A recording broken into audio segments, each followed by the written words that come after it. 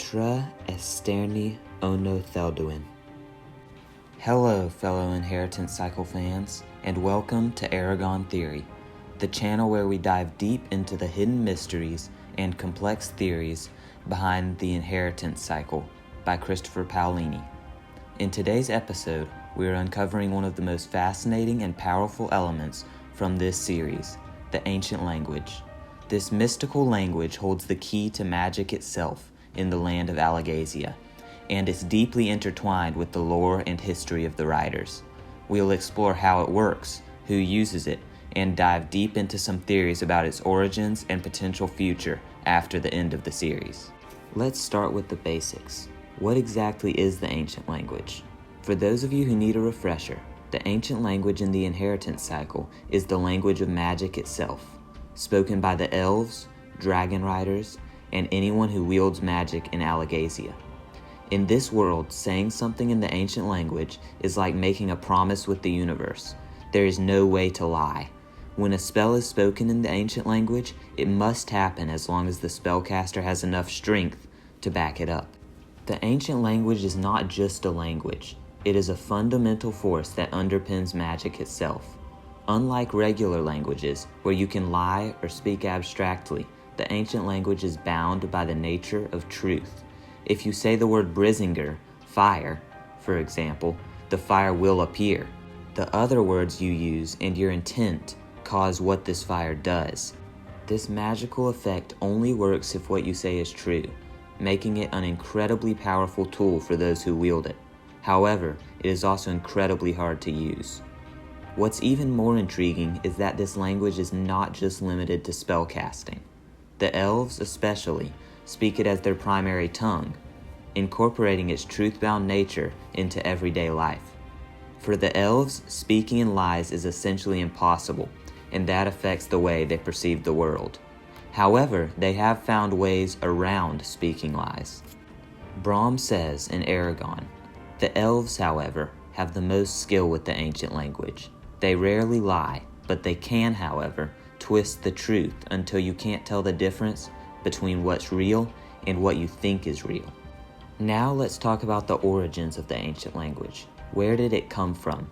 We know from the Inheritance Cycle that the elves didn't create the ancient language, but they were the ones to uncover and spread its use. According to elven legend, the language predates not just their race, but possibly all the other sentient life we now know in Alagasia. The ancient language was created by the Grey Folk. These incredibly powerful beings bound magic to the ancient language. However, this was their final act as a race, as they died out soon afterwards. Many think that this is due to the intense toll that it took on them. But here's a fascinating theory.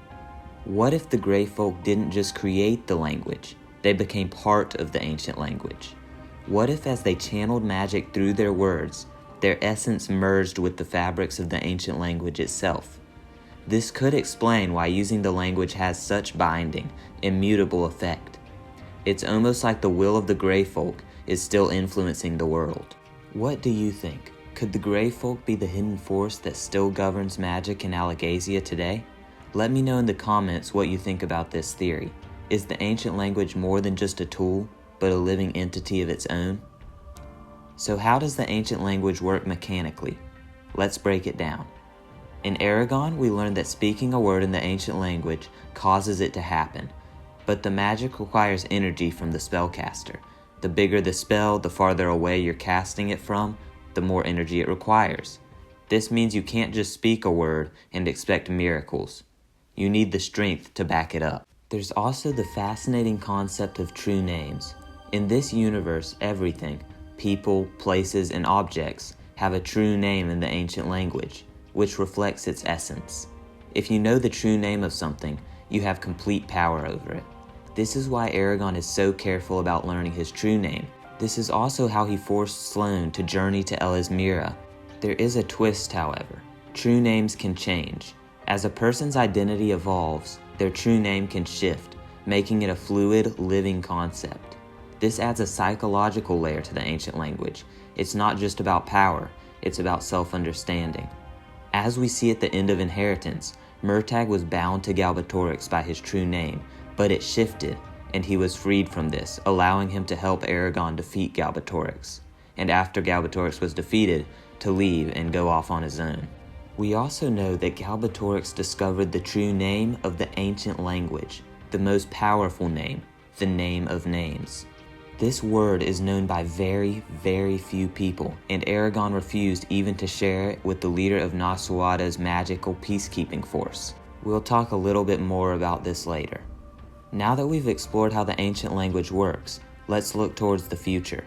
At the end of Inheritance, Eragon leaves Alagaësia to train new riders and to explore lands beyond the known world.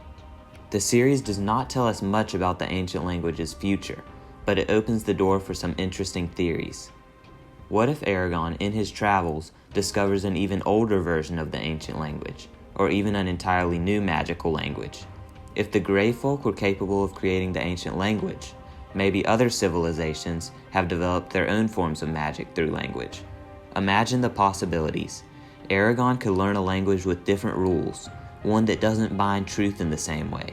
This could create an entirely new system of magic. Another possibility is that the ancient language could evolve over time. With Eragon now acting as a leader of the Riders, he may find ways to adapt the language to new uses, perhaps even breaking some of its restrictions. This is where the name of the ancient language comes in. Eragon could use this name to reshape the ancient language. He could cause it to do things entirely different than how it acts now. However, we'll have to wait and see in future books if he does do this. Speaking of redefining the ancient language, let's look at Galbatorix. He was arguably the most powerful figure when it came to manipulating the ancient language.